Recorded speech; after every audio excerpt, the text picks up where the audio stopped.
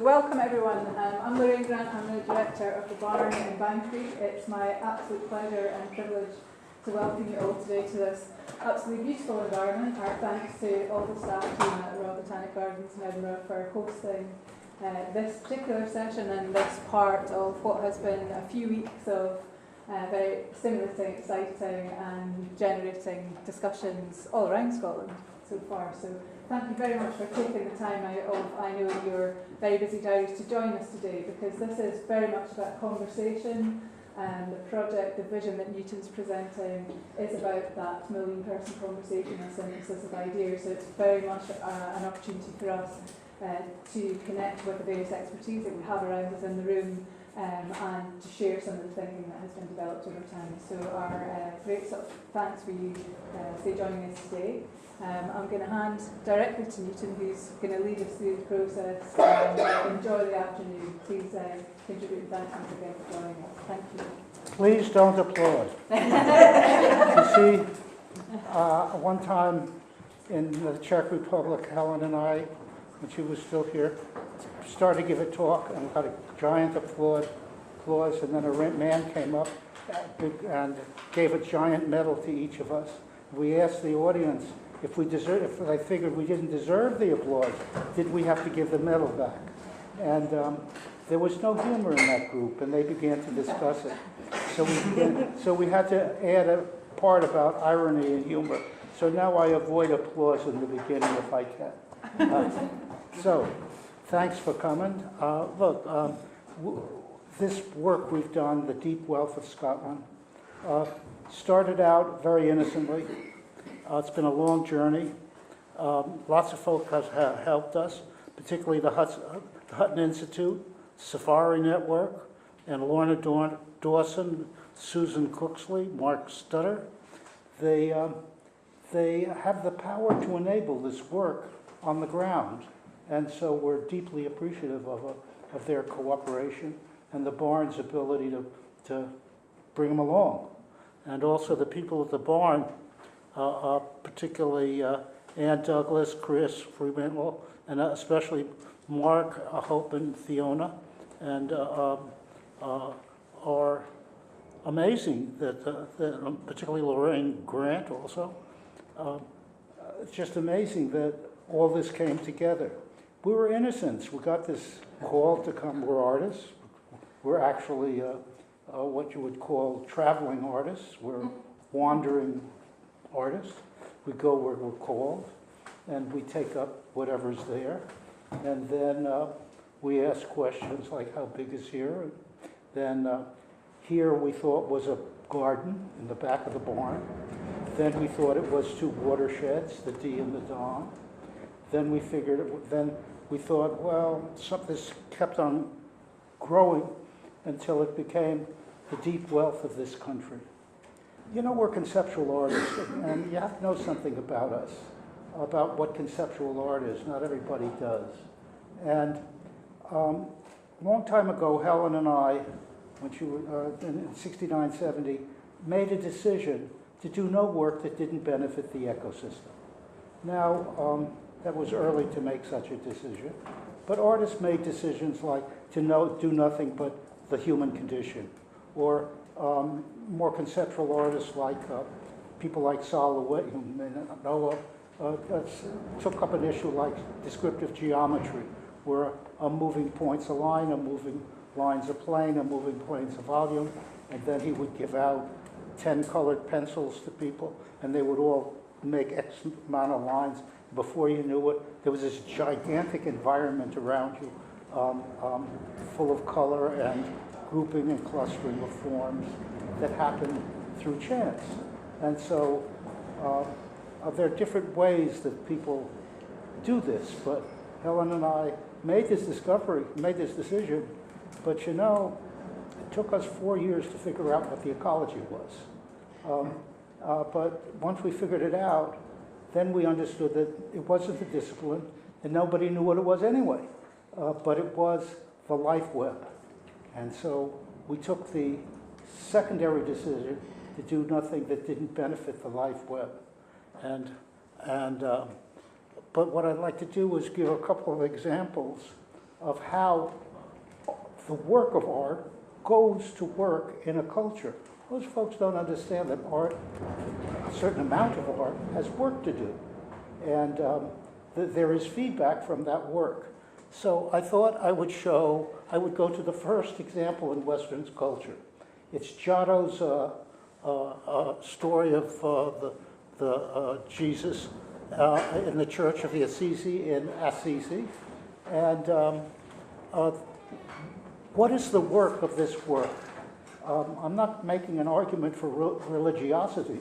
I'm making an argument for making a work that has presence and tells a story beyond a story that you would expect. The priest would get up and point to one of these things and give a story from the Bible. So everybody's supposed to look at that. But at the same time, all of the other things are going on. And so you would be in an immersive biblical situation where only one part was told, but all the rest of the parts would be influencing you. So that's been true of Western art as far as I can make out for a certain number of us artists from 800 years ago to the present. I'm going to show two works. One, next. How many people have seen The Green Heart? Most of you. Oh boy. Okay. The Green Heart work, I'll go through it quickly. We were called from Holland. Would we do something? The something was they had a great green center, which was the whole history of that country. Next. Looked like that. Had villages all over, windmills. It was also the history of democracy. Also, it had something like 20 villages in it. And they were going to put 600,000 houses in the middle. It was going to wreck 15 villages. It was going to extract the history from the country. And it was going to screw over Rotterdam as a little side issue, all for the development. And so we actually met with people from Parliament, and they said, well, what makes you think you can do this? So we said, well, you just gave us 10 books and all failed. Each paid them $200,000-300,000, and that means you wasted about $2 million. And we can do it cheaper. We're a cheap date. On top of that, the problem is sufficiently serious that it's not going to be solved by an insider. As Einstein said, if the problem's deep enough, outsiders have to come in and solve problems. The people who create the problem rarely can holistically solve it, very rarely. And I will go into later in this work where we prove this sort of harshly. So here's what we did. I'm going to short circuit it. We made an installation, immersive, like the Giotto, our version of the Giotto thing. On the left is the Green Heart of Holland printed backwards. On the right is our proposal, and on the floor is our proposal in Delft tile, but it's the whole of Holland, and everybody can see their house. In that sense, that all can know where they are, what they are, and what's happening to them, and what we're asking to do, and why we're asking to do it. Next. So, we print the map of Holland backwards as a first move, and the planners get very angry at us. And they say, why'd you do that? It makes us look dumb. Ah, says we, you're designing your country backwards, so we thought we would just remind you of it. Fortunately, as artists, we can be a little insulting. And moreover, it's important sometimes to shock. Most other disciplines aren't permitted to do this, but we did it. And so we also are poets. And I'm going to read you part of a poem. This poem was broadly distributed in the country and affected part of the change. Why do we do poetry? Well, we're poets. What else will we do? But on top of that, poetry is a language of condensation. You can get condensed in about 10, 15 lines what would take 15 or 20 pages to write. Just ask Keats, if you want to. Okay, I'll just read it briefly. looking at the map of Holland, seeing it as an expression of a moment of 1,200 years of contested history about who will command the land and why and how, seeing it as a metaphor for yet another contest as to who will shape the future of this physical terrain, understood to be the Randstad and the Green Heart, where in a 10-year moment, less than 1% of the time of the whole history of its civilization, the people on the ground must construct a response in physical terms to intense population pressure, coupled to an expansive, committed economic engine in such a way that these two self-reproducing forces, mutually energizing and interrelated, will consume much of the lands available in the Green Heart unless and until a new direction is set into place, an alternative consensus agreed upon by government and economic and civic institutions on limiting growth. And that set the stage for this whole work. So with a bunch of curious folk and irritated planners, we proceed. Next. So they say, okay, if we're doing it backwards, what's forward? The Dutch are very blunt. So we show them this. The image in the center is the Green Heart. Around it are a series of fields that are framed off and allowed to grow wild. They function as a mini watershed and produce about 60 million cubic meters of clean water, which is about how much the bond issue would have to be to do this work. So when you work at this scale, you also have to think fiscally. Well, what are the wiggles? Well, the wiggles, that's the yellow things going out. The wiggles are parks that separate the cities and land in ecological providence areas so biodiversity can move back and forth across the country. Well, the thing is that a principle is established here. The principle suggests that, it's well known to ecologists, that ecosystems need to be continuous. They shouldn't be fragmented or they shrink. Cultural systems, particularly cities that have histories and their own architecture, even their own dialect, need to be framed.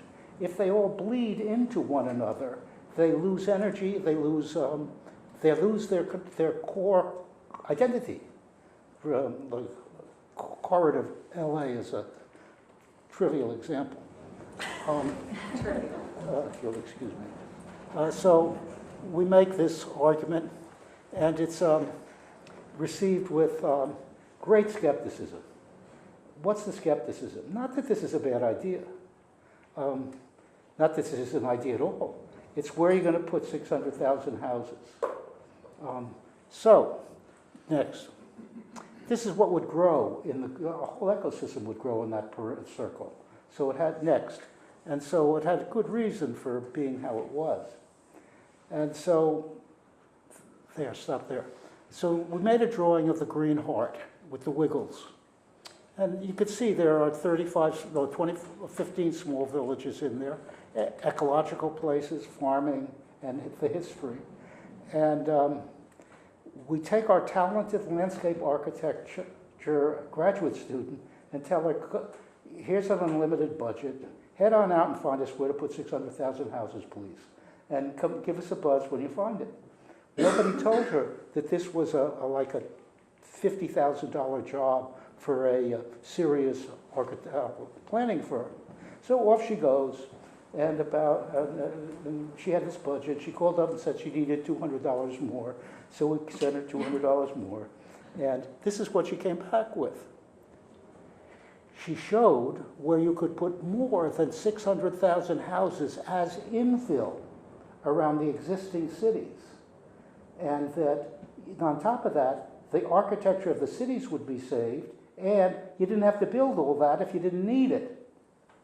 And this was very popular because it meant that $230 billion economic engine that everybody wanted to put in the middle could be dispersed and fed back into the country, as opposed to heading out into the planners. So, next. On top of that, there was a benefit.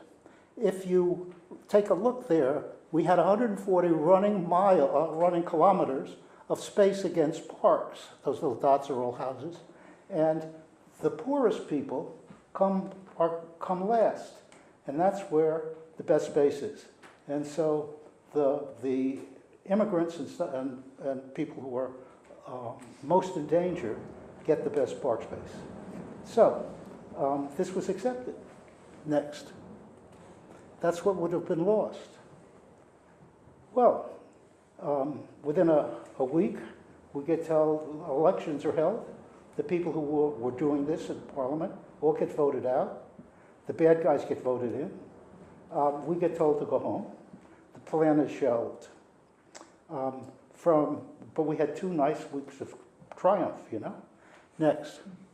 Well, 5 years later, we get called back by the Minister of Environment. Bad guys voted out. Our plan voted back in. And it becomes government policy. And they plan accordingly. And our line around the Green Heart is honored. And now is under continuous attack because people want to get in and build. And the line holds them back. And so it's a successful work. And then a few years later, this comes, and you would note the second one down says the Green Heart is it has to be saved, and the European Union study proves it, and so we are doubly validated. Next. And this is what they put in. This is their design. Next. Sorry. And this is a 1994 sketch we made of the Green Heart. They snitched it literally, popped it in, drew on it, claimed it, and didn't even bother to say thank you. So that meant they stopped treating us as artists. They stopped treating us as serious thinkers. They treated us as master planners, and you know what you do with them. You snitch them. So I wanted to show you that because I want to bring to your attention again that a work of art has work to do. And if it works in this manner, it does a job. And we took 6 months to do that piece, but it took almost 15 years for it to work its way out on the terrain. And and actually going back to Giotto for a minute, that was the beginning of the Renaissance, the beginning of humanism, and it took about 300 years for that to work out.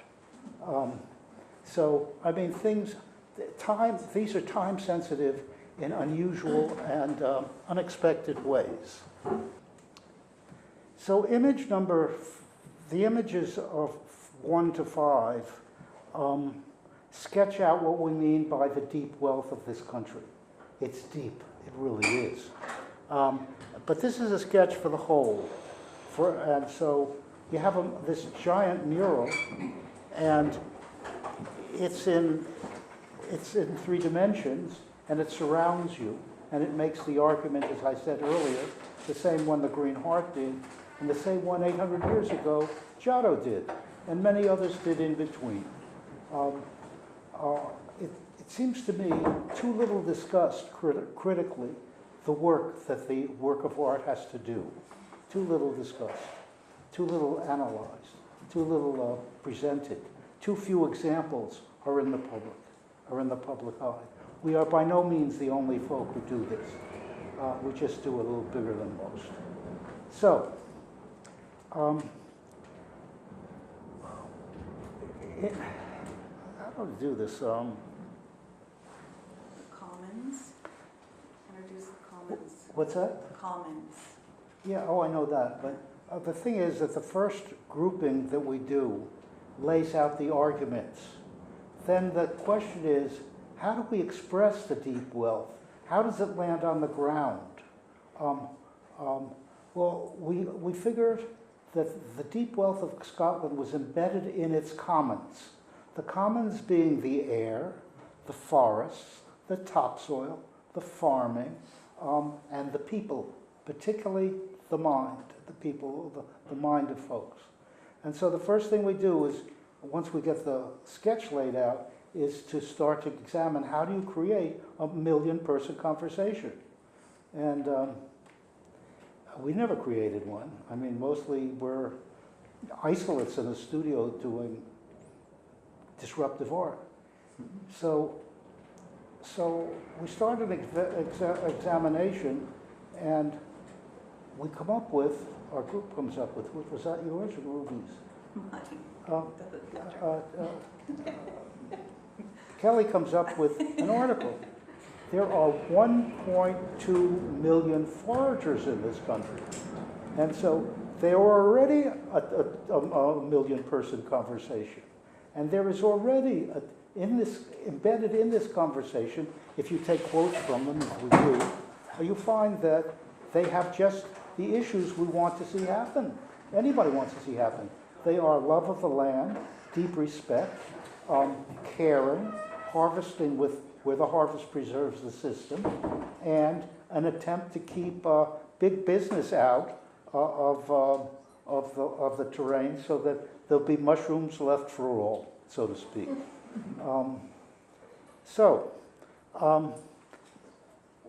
We put out a call saying an artist from far away would like to know something about this, and may we use your pictures? And the answers are yes. And before you know it, you see the handwriting are people's stories, and there's a poem in the center arguing for the value of what the harvesting in this way does, and the people are there. And so what that shows is that you have the potential for a voting bloc, a really amazing voting bloc. Imagine if we doubled down on the forest, which will come next, and the foragers increased, and you ended up with half your parliament could be foragers, you know. Then what? Then think of what would happen to the terrain, and think of how the power to reshape. After all, if you've shaped your land in this way, and we've invented a form of farming, for instance, we'll get to that later, and anyway, very destructive forms of farming, how do you transform? And so this becomes the next piece. And so we say, what would be the best for the foragers? And a nice piece of information comes up. Turns out that you need another 3,000 square miles of forest according to your, is that correct? According, if I'm wrong, they'll tell me. That's your government requirement. And so the question then is, what kind of forest? After all, right now you've made an egregious error. You have 70% of your country, in our country's Sitka spruce. In the Upper California, Sitka spruce grows very well. And Sitka spruce gives 12% profit, so everybody's greedy for it. And it grows in 30 years, and so it's pretty solid. Except when temperatures rise 3 or 4 degrees, you're going to have 3/4 of the trees in your country drop dead. This is not the nicest thing to think about, but we thought about it. And next. And so we did our next mapping. If you look at the larger map, you would see lighter greens and darker greens. And we asked our map maker to choose the existing forest and then extend it as far as they could, get away with extending it. That is, you couldn't extend it into farmlands. You could snitch some pasture land and stuff like that. And we found 3,000 square miles of farm. Well, what kind of farming would be this? Forestry? What kind of forestry would be this? The evidence is in that your country's idea of forestry is egregiously wrong. I mean, if you're going to allow 70% of your country to be American Sitka spruce, and it's all about profit, and if you have 4 or 5 generations of it, you'll exhaust the soil, and then you'll just end up with lousy meadowland at best. So it's a terrible idea from every perspective, but short-term gain. Now, we have kind of figured out that late 20th century, early 21st century capitalism, which believes that growth is a necessity, is wrong, that we're heading for collapse. that the life web is deeply endangered, that we are at risk, and little pieces of information are not encouraging. For instance, one thing that just came out was that 93 or 4% of giving by charitable organizations of scale, Rockefeller, those kind of folk, is to help people. It's gender, it's a problem, it's racism, it's refugees, the list is long. 3 to 4% go to saving the environment. If the environment is not saved, all the people you save this year go away bye-bye next year. So, I mean, we've got a contradiction of major terms. We actually think triage needs doing. We actually think this kind of thing has to be reversed. And we actually think that the gross global profit, which is in the trillions, like Europe has 11 trillion, the US has 12 trillion, China has some 9 or 10 trillion. So we have 30 or 40 trillion dollars at least, and at least like 5 or 10% of this money has to be redirected into the regeneration of our life web. If not, we face collapse. So we have a short-term selfishness little problem, and if maybe we can resolve it. You see, why am I saying this? I think if Scotland follows I guess you would call it the intent of our sketch and criticizes it usefully, one would find that Scotland would be a model of how to reverse the whole thing. I will go into why in a second. So for the forest, what do we think we're going to do with this forest? Next slide.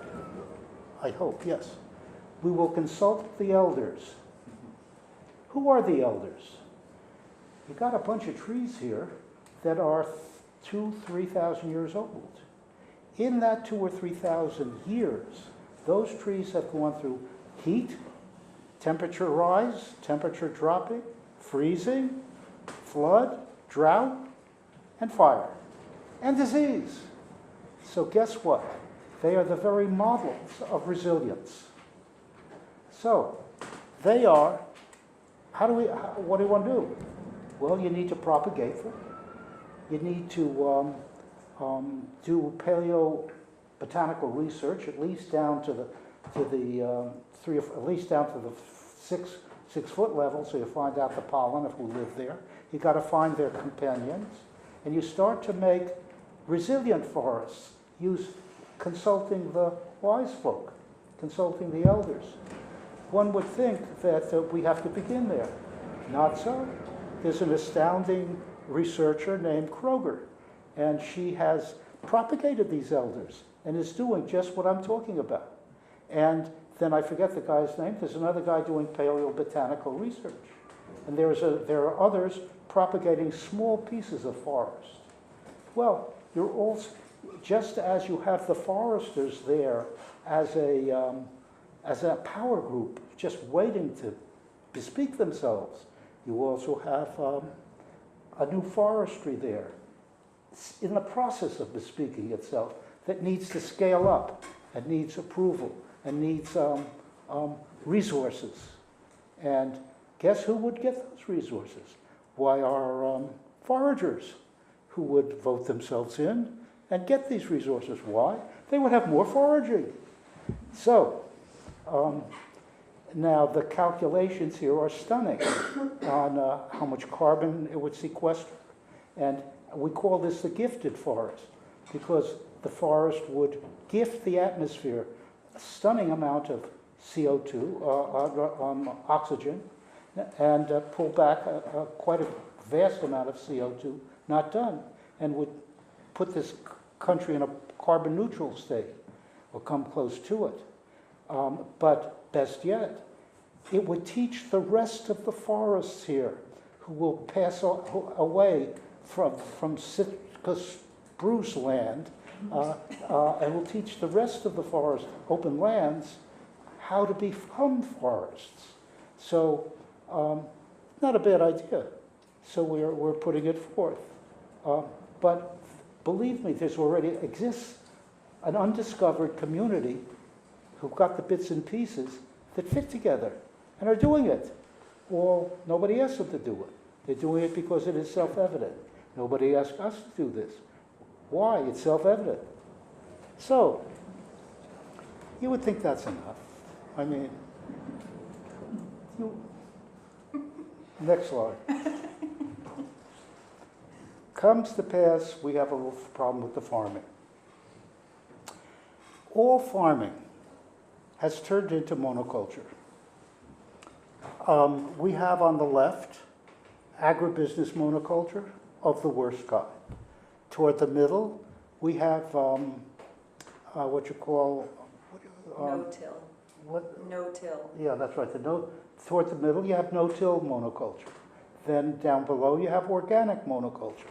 What is much better for the soil? But so what? What's happened is we have something like 12 million square miles of arable land planet-wide, and a good percentage of it is this kind of farming, and this kind of farming allows only 2 or 3 species per acre, or hectare, or sometimes square miles. What does that mean? That means we've got 9 or 10 million square miles of, I guess you would call it, a mini, what I lost Extinction. it. Yeah, Mini extinction. yeah, a mini, say what? A mini extinction. Thank you. I'm not hearing well. Extinction. Yeah, so we've actually generated through our farming processes a good model for the extinction, that's sixth extinction, that's already on us.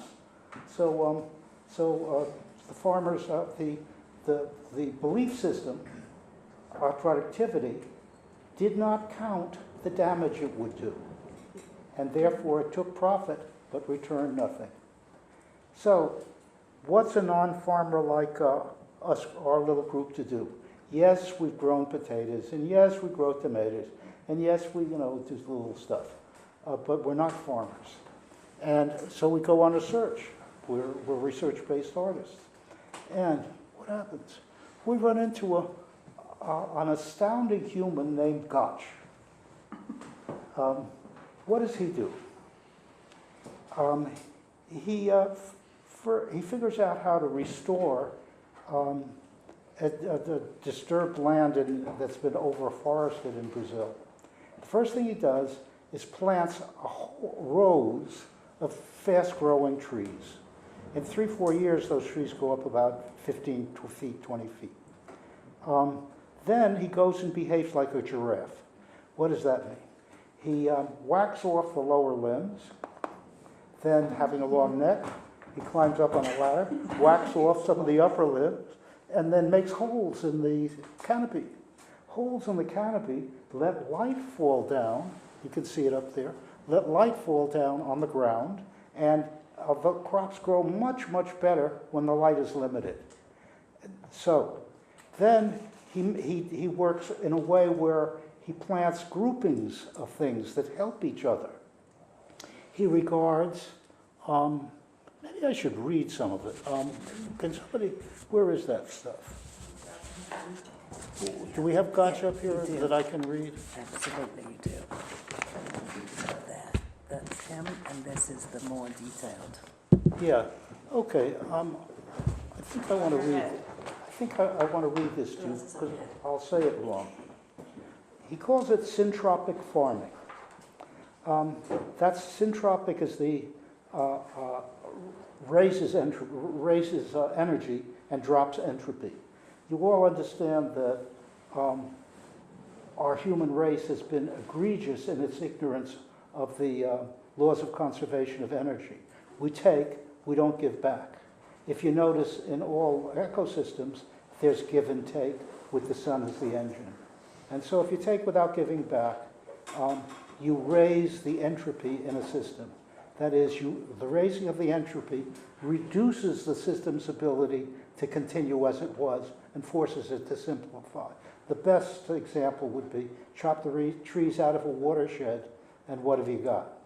A really damaged watershed.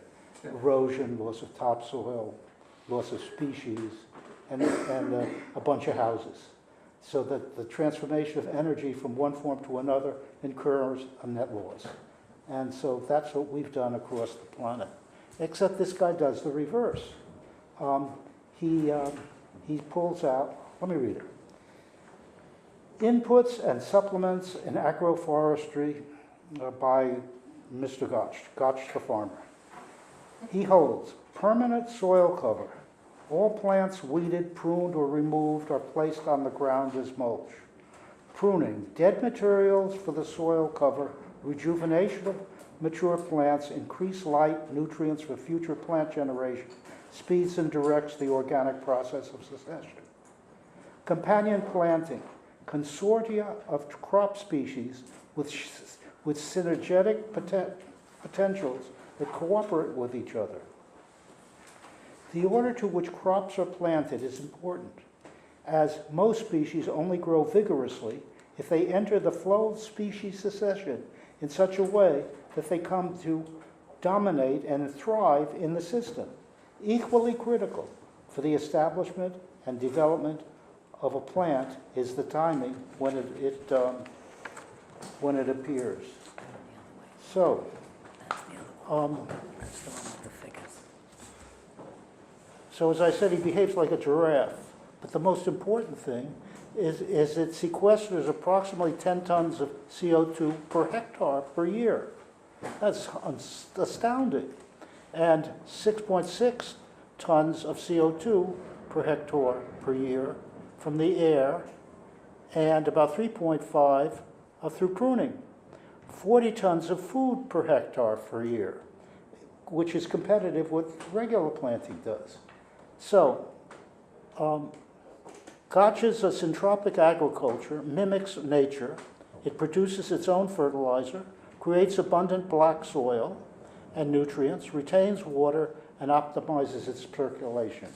So, we take a look at, we compare them.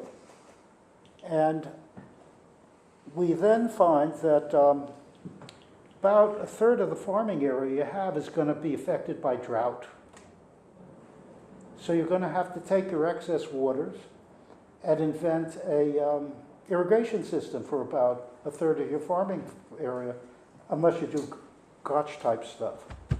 So we're arguing that if you look at the transformations, available in the forestry, the transformation available in the farming, and the transformations available in the mind of people, particularly in the gathering of resources, and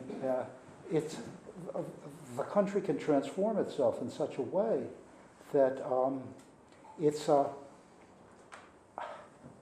wealth continues, and it giving back to the environment more than it takes, measurably more. And next. So, we then take up the last issue that we bring up, and that is preemptive planning. It doesn't cost much to do this, by the way. It took us, our studio, about a week. What we do is we say, well, what's going to happen to the waters 70, 80, 90 years from now? You're going to still have a lot of rain. You're going to have some billions of cubic kilometers, billions of cubic meters running out your rivers. If you're lucky, you'll do flood control in such a way that you spread the waters and therefore do mini floodplains and save monies that way. But something else is likely to happen. You have here, just as you have your gatherers in the millions, you have your forest elders, you have your transformation of farming, all present, all available, all could be readily done, tested out on a 3,000 or 4,000 hectare plot. They could be done simultaneously. You also have another possibility. You have an estuarial lagoon here in Montrose that is potentially extremely productive. And when you have an ocean rise of a couple of meters, which is likely in the next 100 years, very likely, then you have your mudflats moving upriver, and you have the potential, I don't know if you can't see it here, but if you look there, you have the potential of, see the whites? Those are 6 watersheds that we choose to look at how the rivers go out. And in each case, the watershed has a outfall that can be closed in slightly, and is already closing a little, and make an estuarial lagoon. And they're very productive. And we calculate it would, my golly, it would supply about somewhere between 15 and 20% of your protein, very healthy, and therefore reduce your lands, the demands on your land made by cattle, which are extreme and of low value. So you have all of this all together, all at once. And that's what we propose. And that's what we argue for. And it's not all that hard. What has to be understood is that a grand synthesis must take place. And it's entirely within your budget to do. The information is not new. The information is in bits and pieces.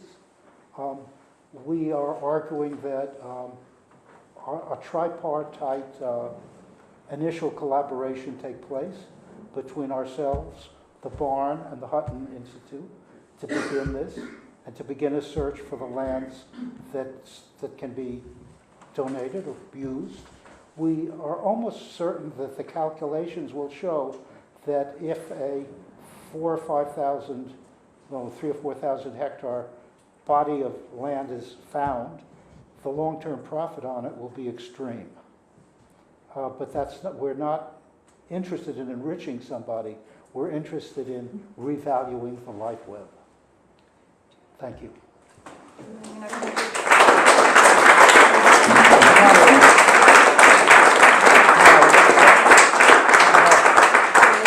Did I talk long enough? There's some more to say, but I ended. Well, it's the reason I ended here was I was only allowed to talk about half an hour, 40 minutes. How long did I talk? 45, which is good. Okay. But there's time for those of you that aren't in a rush to get somewhere else. Newton's very happy to hear responses, questions, ideas, and at the end, well, as Newton has said, obviously this is a large... There's one... Sorry. Wait, let me go. Okay. Let me show one other thing so Okay. that you would see that next. These are future gardens. They can be done. You see, our damage to the planet is so vast that you can begin anywhere. This deals with the virus and things of that sort in greenhouses, and says it has a garden of hot winds and warm rains. It says, what will the landscape of Bonn look like, Germany, when it gets warmer this way, 3-4 degrees? We know it's going to get warmer, so we do wet and dry landscapes. They're all edible by humans and others. Next. This is one we just are finished. It's called Future Garden for the, I guess you'd call it the Central Coast of California. The interesting thing in that is, next, we find something like 18 species that have great resilience. And to our great surprise, half of them are medicinal used by the first people. Next. This is one we do for the High Sierra at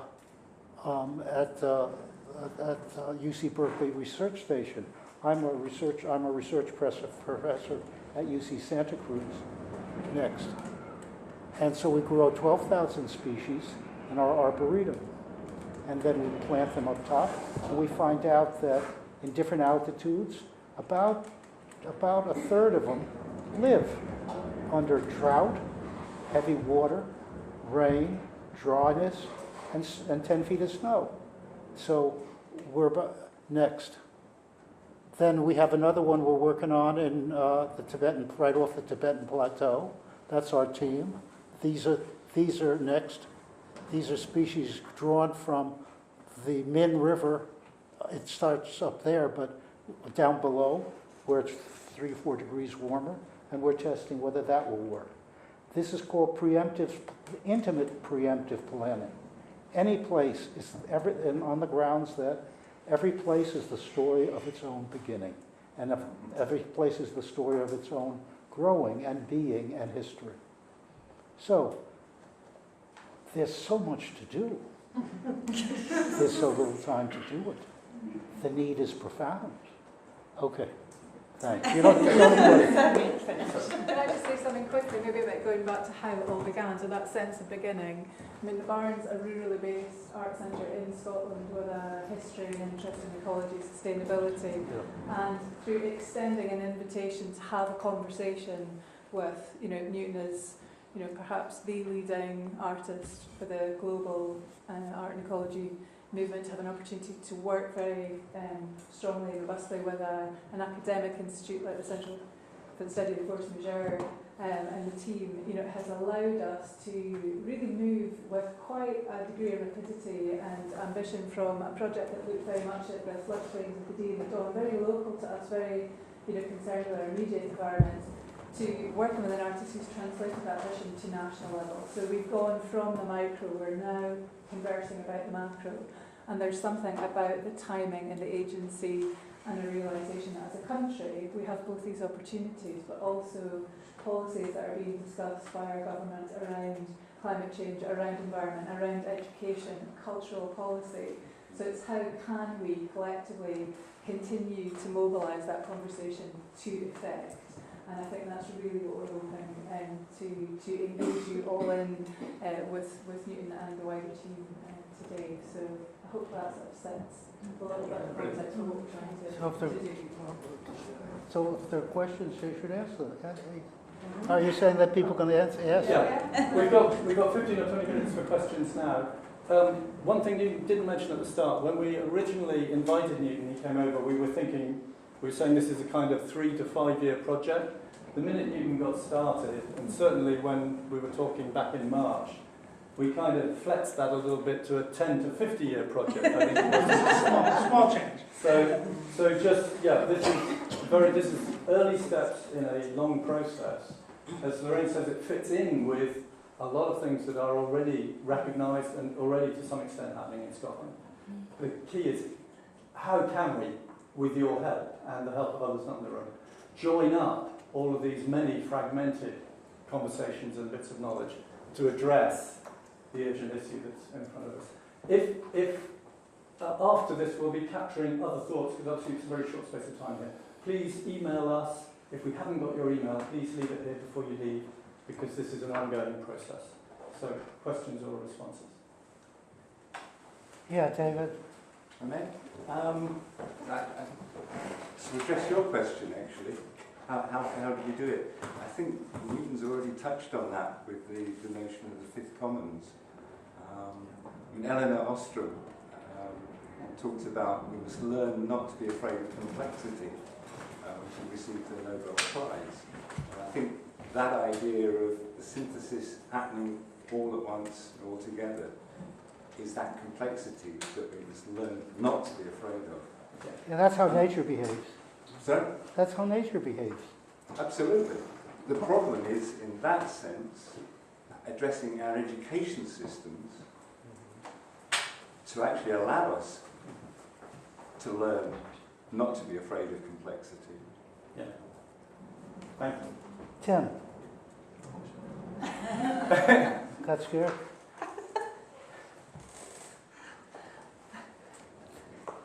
Yes.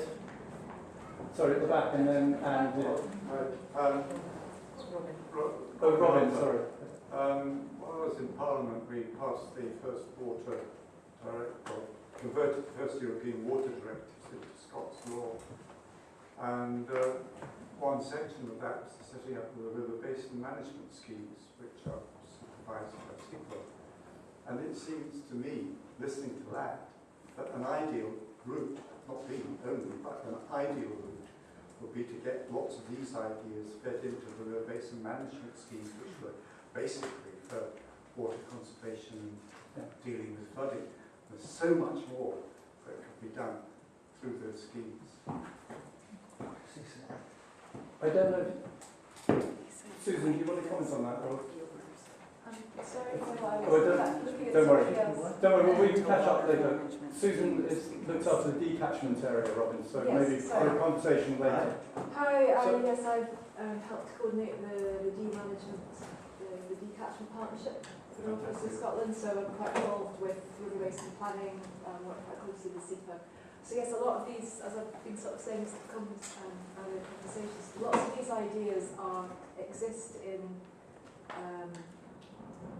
fragmented or in some cases quite cohesive forms within various policies, but also in very small local initiatives. So as Newton said, a lot of this is not new, Yes. but I think it's the overall synthesis is often lost. And I think that's what Newton is trying to bring to us, and what the team from the barn are trying to bring to us, is not to reinvent all of these things that, big things that are going on, whether it's peatland restoration, whether it's river basin planning, whether it's biodiversity policy, which all feed into this overall idea, but sometimes don't link up and also don't express the urgency and maybe the brink of real disaster that we face over the course of climate change. And I think that's what Newton has brought to the conversations. Yeah, a lot of the creativity has to go into synthesis and to how one synthesizes stuff rather than original research. There's so much original research on the table now that it's shocking, but there's too little research on how to defragment the country and defragment the mind. I think we need to start epistemological research, if anything, because how can we get these systems working? They're not difficult. They want to happen. It's not as if one is running against the tide. We're running with the tide. So, maybe there has to be a little bit of the mapping of the good, the bad and the ugly, and an undertaking to learn, to admit failure and to learn from it. We're such a tiny country. Here we are. Draft cultural strategy closes today. Environmental strategy upcoming. Some of us have been at meetings. Forestry strategy upcoming. Somehow, how do we knit them all together? We are a very small nation in Europe. We don't want the silos. We need it knitting together for the benefit of our great-great-great-great-great-grandchildren. true. Yes. Let me say a little something to that. Small is big and small is powerful. And let me say why. Ruby here, your power comes in part from the landscape, apart from the soul of the people, and in part from the fact that you're only 5.3 million people on 30,000 square miles, or on average about 3 acres a person. That's enough. You're not crowded. And so I asked Ruby if she could find other countries like that, where there were commons of mind. You found about 8. And our next work after this is putting together 7 or 8 of this, and then starting to have votes in the European Union and starting to have votes in the United Nations, because I think little can become very, very big, very, very quick. We are in very bad trouble, and lots of people know it, except for our leadership, who maybe should be in jail. Maybe. But the difficulty is knowing it doesn't allow certain groups of people to win their next elections, to be That's simple. true, but I wouldn't quit. I wouldn't quit. I think we have a way to go. Can't afford to quit. Other questions? Please. How do you persuade maybe sceptical trustees or funders to sign up to what is an open-ended process, utilising artistic processes that aren't necessarily well understood by those people who you're asking to sign up for a 50-year venture? What's the strategy? What's your tactic? There must be a game plan in getting Well, that passed. I think from what you'll have picked up, the vision and the rapidity of the development, we're at this stage now where we're kind of still very much in listening mode. We're very clear that the next stage is distilling, researching, is actually putting that strategy in place, is actually putting a sustainable development plan for the project that we hope will realise a number of very practical outputs. So that's both within our sort of immediate local environment. So as an arts organisation, we need to keep the connection and the passion and the interest of our local community and be developing the learning there. But clearly, the real end game for this project is at a much more significant kind of national level. So there are huge resource challenges for us. I mean, in terms of the sheer manpower involved to take that forward. So you're right. I mean, it will require significant investment. It very much requires the partnership approach. It's not, there's not a singular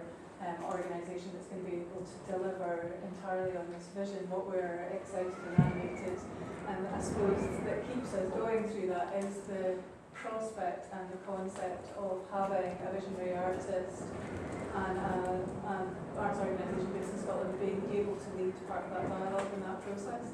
So very much sort of taking stock, looking at the resource and opportunities. We hope that these kind of collective conversations are a means of actually sharing intelligence, but where these other support networks might be, whether that's through academic partners or through the scientific community. So it's trying again to look at it holistically, look at it in the round and how we can start to knit this together. But we don't underestimate the ambition of it, and actually the kind of the stress and the strain that puts on the constituent organisations who've kind of signed up at this really critical stage, because none of us want it to fail.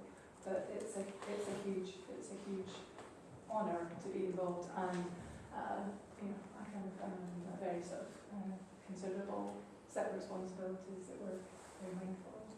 And as Newton mentioned at the start, these early stages we've been discussing a lot with Hutton Institute. And some of the initial funding has come from the Safari Network, which itself recognises there needs to be more joined up thinking and more holistic thinking across the different institutions in Scotland. I don't know, Lorna, if you want to say any more about that, but that's been a very important initiation and helpful first step on the process. Well, I think we're very privileged to be part of the whole network which has been built up by Newton and yourself and Anne and the wider team, and it's integrating the science with the arts and finding the right way, getting the right voice and getting together the right people. And that's something that we at Safari, where we've got Safari Gateway and all the shared vehicle, that we can deliver that platform to allow the right people to be in the room at the right time, to deliver the right solution. And that solution is for the future generations. And I think we're fortunate that in a country the size of Scotland, we've got that buy-in, we've got that willingness, and we've got a size of country where we can make a difference at the ground level, which really will make small changes, but will make big, huge, globally hitting impact. And that's you see that from the legacy work that Newton has delivered, really making solutions to the global challenges. Thank you.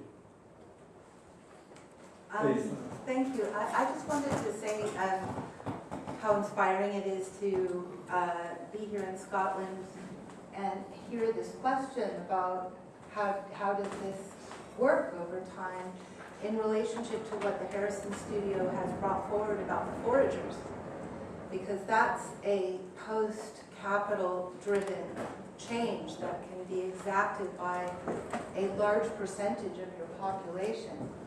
And that's a tradition that's way older than agriculture and deeply ingrained in this country's history.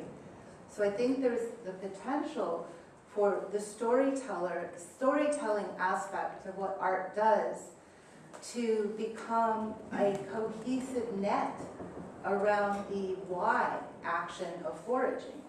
And if foraging could spread an ideology of syntropic farming along with it, then Scotland could actually become a paradigm-shifted country for the other 8 that are like it or more like it, and it becomes a question of attraction rather than promotion.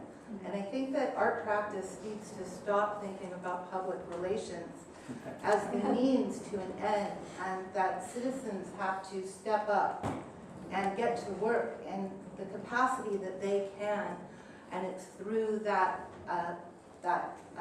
likeness and behavior that real change, real sustainable change can go on.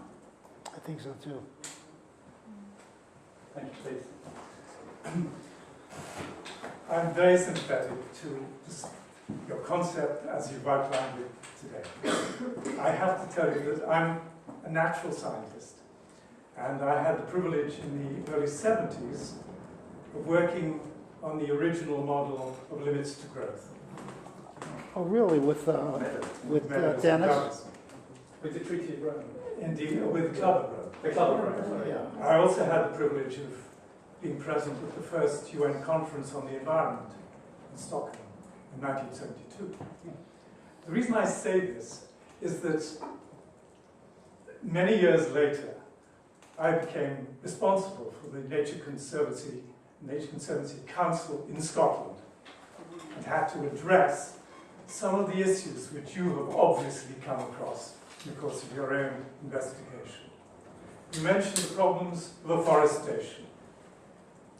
Scotland is the only part of the United Kingdom where trees are actually planted.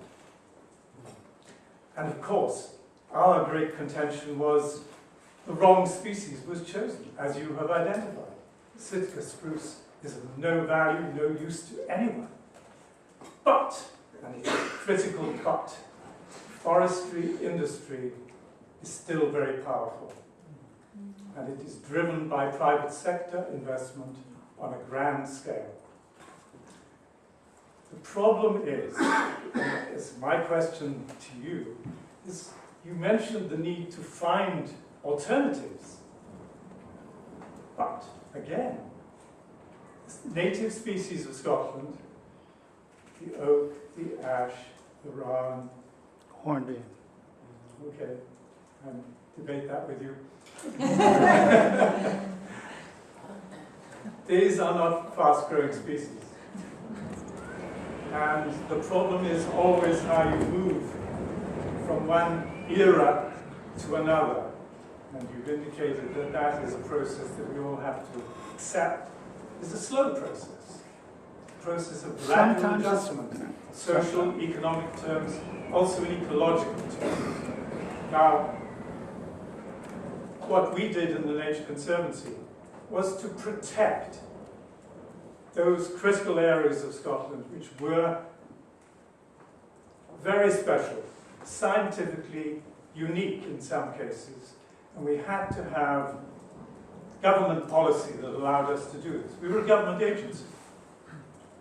And the point about it is that you can achieve a great deal, even by official means.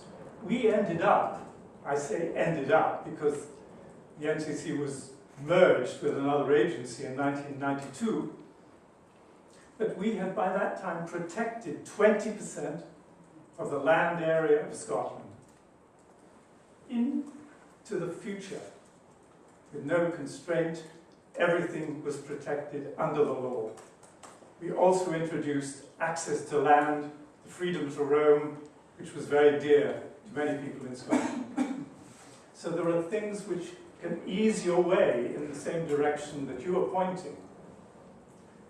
But you cannot just move in one grand rush.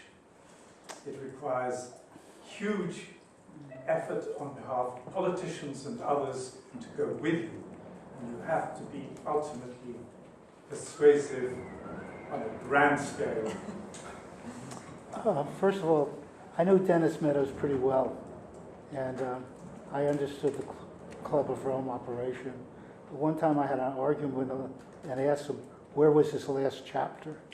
The last chapter is what was he going to do about the systems breakdown he was talking about. You know what he told me? He said, that's up to you artists. I took him to heart. But to return to what you've just said. all of history says you're right. However, the past, we're in a shock period, and the past is not necessarily an indicator of the future. And so, as an artist and as a free spirit, I'm saying, why not a cascade? And what would cause a cascade? The thing that politics is most afraid of, a voting bloc. And that's why I point in that direction. In the absence of something like that, what you've said will hold, is true. What I'm saying is, I'm willing to bet against you.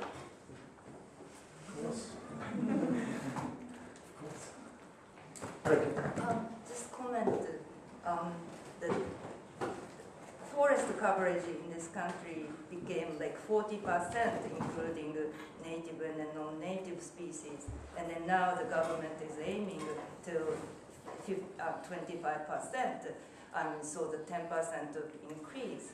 And the question is, it's not just about the forest coverage increase, but also how that increase is really affecting people who live in this place.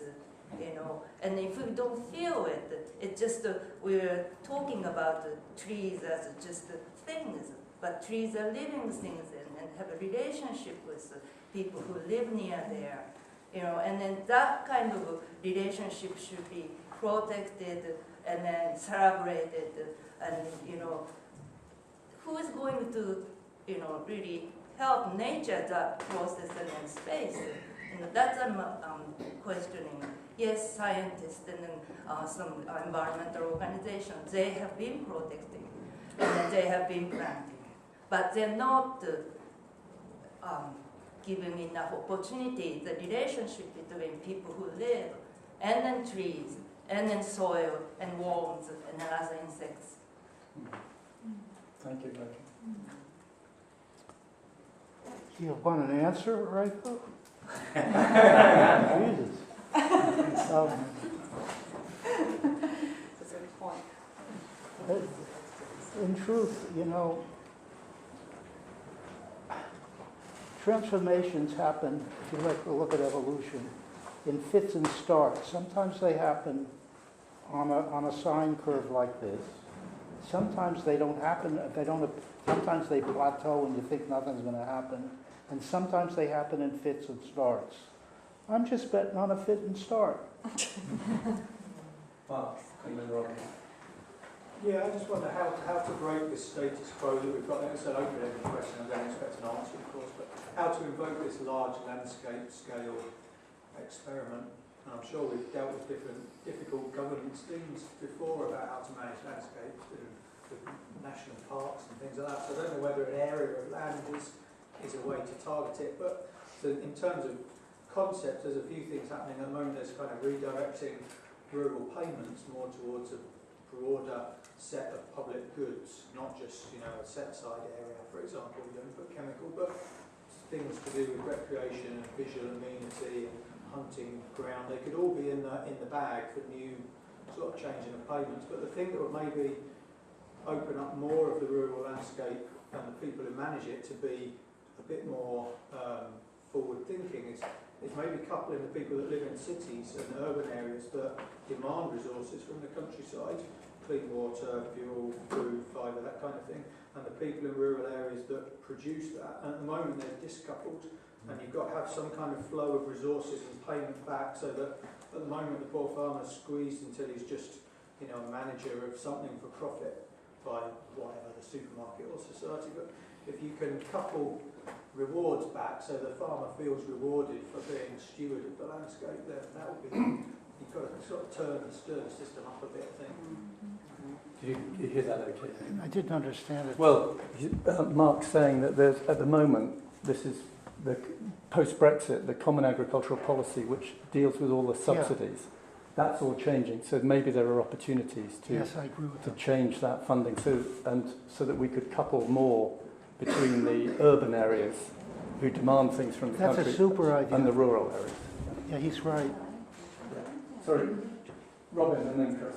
Yes, there are open doors here, and there are shifts towards what Newton has been saying. The Scottish Wildlife Trust, for instance, with the 3 living landscape projects that they have, are synthesising urban practice and urban ideas with ideas with trees in towns and so on, and the relationship of trees to landscape and the rest of Scotland. Reforesting Scotland, I think it's about 30 or 40 years ago, got a group of people together to go to Norway, where they do exactly what Newton was saying in terms of looking of actual practice in Norway, is to farm sheep and arable and forestry on the same strip of land. That's getting, talk about Scotland having poor land. If you look at the steepness of the landscape and the temperature and climatic challenges they have there, it still works very well. And Reforesting Scotland are at the moment, they've had a succession of little trips into the countryside to look at best practice in this respect of integrating farming, forestry and local communities. Yeah, and there are one or two people in England doing the same thing. So, Chris.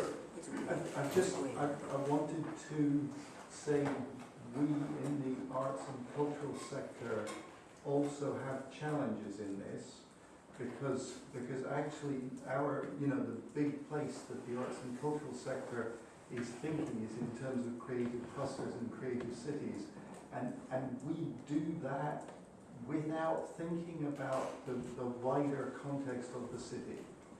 So we also do have a problem of not thinking about the landscape context of the city. I raised this issue at the Creative Clusters Conference in Glasgow, where they talked about the social, economic and cultural impacts of creative clusters. I said, what about the environmental? And I was told I was in the wrong conference. Really? So I think I'm because I don't want people to think that all the issues are environmental and the cultural sector has all the answers.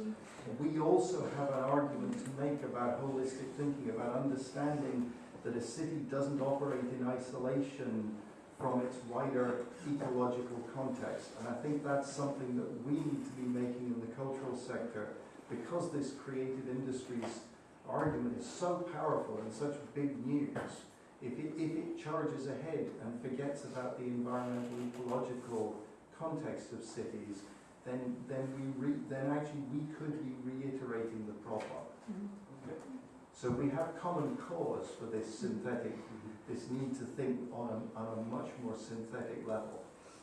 And the importance of these areas with trees and the environment, as we heard earlier, the importance of that ecosystem for the people that live there and come into contact with it.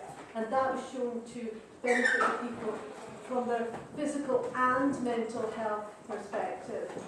And in light of the health issue, I think we are delivering here to the health agenda, also from the point of view of the good food that we produce and how that impacts on the people of Scotland and indeed the world who we export to for the food that we produce. So this work very much contributes to that important issue.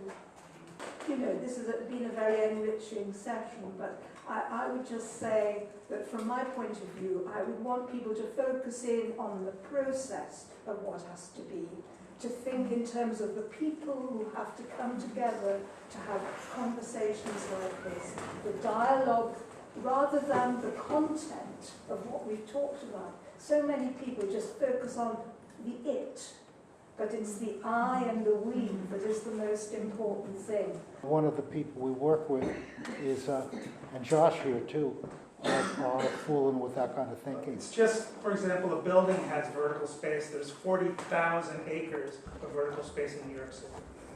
That's separate from the horizontal space on the roofs. There's 25 square miles of horizontal roof space. So relatively easy kinds of thinking. Of course, the enactment is where the rubber meets the road, but there are a lot of places to bring this notion of the city and the natural forces that feed it together, and I think there's not just one answer that's obvious. There are many answers. They have to happen simultaneously, but one of the great things that's been the experience of being in Scotland is how ready this country is, how far this country already is, how ready it is to go further, how much has already happened, how far it's already gone, and how bringing it all together is really the thing that we haven't seen, but it's there. And with an awful lot of people of goodwill looking to move forward, we have a possible place to do a punctuated equilibrium. We have a crisis at hand that's inevitably going to reach all of us, and we have lots of commonality of thought, lots of commonality of vision, that once it starts to recognize that it's not isolated people thinking if only we did this, but in fact lots of people thinking if only we did this, then that can really have a political power. And that can, and particularly in a smaller country where you're, what's that? No, it's okay. Right. No, so that's, and it's not an obvious thing. It's part of what's always been a change agent across history. But you have an opportunity to be, this is a place where there's a real opportunity.